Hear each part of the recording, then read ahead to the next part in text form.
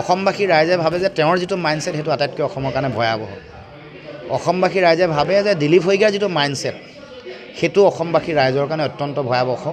অসমৰ সমন্বয়, অসমৰ উন্নয়ন, অসমৰ যিটো সাম্প্ৰদায়িক যি পৰিৱেশ সেইটো নাইকিয়া কৰি সম্প্ৰীতিৰ পৰিৱেশ এইটো সকলোৰে কাৰণে অত্যন্ত ভয়াৱহ, বিনাশকাৰী।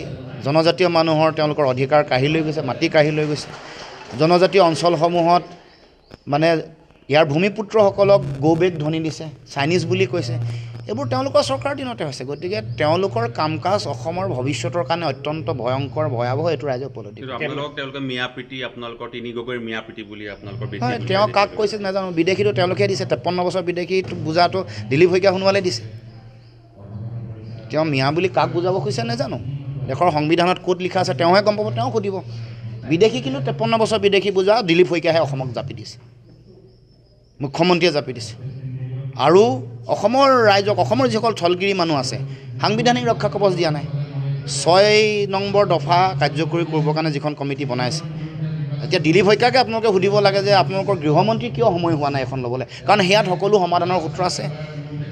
গৃহ মন্ত্ৰণালয়ৰ যিগৰাকী সচিব, যুটীয়া সচিব, উত্তৰ পূৰ্বাঞ্চলৰ সচিব বুলি যাক কয়, তেওঁ কিয় চহী নকৰিলে তেওঁ উত্তৰ দিয়ক, হয় নহয় বাৰু? গতিকে আমি সেইটোহে প্ৰশ্ন তেওঁক কৰিব খুজিছোঁ। কেমেৰাৰ আগত নহয়, আপোনালোকে আলোচনাৰ মৰ্মে 8খন ডিক্লেয়াৰ কৰিম বুলি কৈছে। কেমেৰাৰ আগত নহয়, গৌৰৱ গগৈ কিন্তু 100খন খেলিম বুলি কৈ দিলে কেমেৰা। নাই, আমি নকৰোঁ, আমি কেমেৰাৰ আগত নকৰোঁ। আমি দলে নিজেই এটা প্ৰিন্সিপল, এটা নীতি আমি ঠিক কৰি ৰাখিছোঁ। কথা বতৰা পাতিম, তাত আমি যুক্তিৰে আমি সকলো কথা ক'ম। আমাৰ লগত ডিবেট হ'ব পাৰে, আমাৰ লগততো আদৰ্শৰ পাৰ্থক্য আছে কংগ্ৰেছৰ লগত, স্পষ্টকৈ কৈছোঁ। আগতেও আছিলে, আজিও আছে, ভৱিষ্যতেও থাকিব। আদৰ্শ আৰু দৰ্শনৰ কোনো আমাৰ মিল নাই কংগ্ৰেছৰ লগত আৰু বামপন্থীৰ লগত। কিন্তু এই সময়ত দেশৰ সংকটৰ সময়ত ভোট বিভাজনটো ৰোধ কৰিবৰ কাৰণে একেলগে আগবাঢ়িছোঁ। সেইকাৰণে দলে আমি নীতি ঠিক কৰিছোঁ যে আমি আসন যিমান বিচাৰিম সেই সম্পৰ্কক লৈ আমি যুক্তি দিম। আমি বিভিন্ন ধৰণৰ ঐতিহাসিক পটভূমিৰ কথা ক'ম, উইনিবিলিটি ফেক্টৰৰ কথা আলোচনা কৰিম, কৈ আমি তাত ডিবেট হ'ব, আমাৰ বিতৰ্ক হ'ব। কিন্তু সিদ্ধান্ত যেতিয়া হ'ব তেতিয়া আমি আহি ৰাইজক ক'ম। আমি কেতিয়াও আগতীয়াকৈ অনাহুত বিতৰ্কৰ মাজলৈ নাযাওঁ। বিভিন্ন সময়ত এনেকুৱা পৰিৱেশ আহিছে, আমাৰ মাজলৈও তেনেকুৱা আহিছে। কিন্তু সকলো পৰিৱেশ আমি সংযমেৰে আমি চাই দেখিছোঁ যে আমি যুক্তিৰে আগবাঢ়িব লাগিব। আৰু সেইকাৰণে সকলোকে আমি এইটো কথা বাৰে বাৰে আহ্বান জনাই থাকোঁ। আপোনালোকে নিশ্চয় দেখিছে যে সকলোৱে সংযম হৈ কাম কৰিব লাগে। ইটো দলে সিটো দলৰ প্ৰতি সন্মান, বুজা পৰা, এইবোৰ নহ'লে কেতিয়াও গোটেই প্ৰক্ৰিয়াটো মানে একতাৰ পৰিৱেশটো, মিত্ৰতাৰ পৰিৱেশটো কেতিয়াও ফলপ্ৰসূ আৰু শক্তিশালী নহয়। সময় নাই, কিন্তু আপোনাৰ ইলেকশ্যন আহি আছে, খুব আলোচনা চলি আছে। সিদ্ধান্তৰ কাৰণে অলপ 2-এটা দিন লাগিছে। বিজেপি বহুত আগবাঢ়ি গ'ল দেখোন এতিয়া। বিজেপি আগবাঢ়ি যোৱাটো মানে বিজেপিয়ে নিজে কৈ থকা নেৰেটিভ।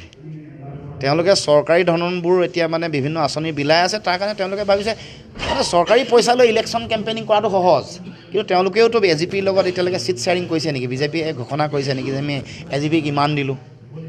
তেওঁলোকৰ মাজত ডিবেটটোতো আমি কেতিয়াও আলোচনা কৰা নাই। AGPয়ে কৈ আছে ইমানখন খেলিম, বিজেপিয়ে কৈ আছে ইমান নিদিওঁ। সেইবোৰতো আলোচনাৰ বিষয় হ'ব লাগে। গতিকে চিট শ্বেয়াৰিঙক লৈ তেওঁলোকৰ মাজতো হোৱা নাই। কিন্তু তেওঁলোকে কেম্পেইনিং চৰকাৰী আঁচনি দি আছে, ঘোষণা কৰি আছে। সেইটো তেওঁলোকৰ পাৰ্ট অফ ইলেকশ্যন কেম্পেইনিং ধৰণে তেওঁলোকে কৰিব খুজিছে। অখিল গগৈ কিন্তু প্ৰাৰ্থী ডিক্লেয়াৰ কৰি দিলে কিবা ঠাইটো আলোচনা। এইটো তেখেতে সিদ্ধান্ত লৈছে। আমাৰ নিজৰ দলৰ ফালৰ পৰা আমি এটা কথা ক'ম যে বিজেপিক উৎখাত কৰিবলৈ আমাৰ দলৰ যিমান শক্তি আছে, শক্তি বহুত বেছি নহ'ব পাৰে, যিমান আছে সীমিত শক্তি হ'ব পাৰে, কিন্তু আমি সৰ্বোচ্চ উজাৰি যুঁজিম। এইটো আমি সততাৰে যুঁজিম। ৰাজনীতিটো মানুহৰ কাৰণে কৈছোঁ, অসমৰ মানুহৰ কাৰণে কৈছোঁ। সেইকাৰণে অসমৰ জনগণে বিচৰা ধৰণে আমি কামটো কৰিবলৈ আমি ইচ্ছুক। জালুকবাৰী সমষ্টিৰ বিজেপি মণ্ডল বিজেপি যিগৰাকী সভাপতি তেওঁ কৈছে যে অস্ত্ৰ দিব লাগে আচলতে সকলোকে সুৰক্ষাৰ কাৰণে। এই বিষয়টোক লৈ কি ক'ব? এইটোতো চব মানে আইন বিৰুদ্ধ কথা কৈছে। গতিকে কৰায়ত্ব মুখ্যমন্ত্ৰী সমষ্টি আজিলৈকে কিয় কৰায়ত্ব কৰা নাই? সেই যিটো প্ৰৰোচনা, সেই প্ৰৰোচনাত বহুতে NIAৰ কেছত বহুত যাব লগা হৈছে। আৰু অস্ত্ৰৰ যিটো অভিজ্ঞতা, অসম BTR বড়োভূমি বৰ ভাল নহয়। 14,000 গুপ্ত হত্যা হৈছে আৰু বিভিন্ন ঘটনা ঘটিছে। BTRতো বহুত মানুহ তেনেকৈ মৃত্যুমুখত পৰিছে, কাৰ্বি আংলঙতো হৈছে। গতিকে অস্ত্ৰৰ ঝনঝননি যিসকলে সৃষ্টি কৰিব খুজিছে তেওঁলোক দেশৰ গণতন্ত্ৰৰ শত্ৰু, অসমৰ সমাজ জীৱনৰ তেওঁলোক শত্ৰু। এই কথা উপলব্ধি কৰি মুখ্যমন্ত্ৰীয়ে তেওঁক তাৎক্ষণিকভাৱে কৰায়ত্ব কৰিবলৈ আগতেও এনেকুৱা কথা কৈছে। কিন্তু বিজেপি কৰিলে তেওঁলোকৰ হাতখন মাফ, বেলেগে কৰিলে সৰু কিবা এটা কৰিলে তেওঁ জেল যোৱাটো নিশ্চিত আৰু NIA কেছ লগাটো নিশ্চিত।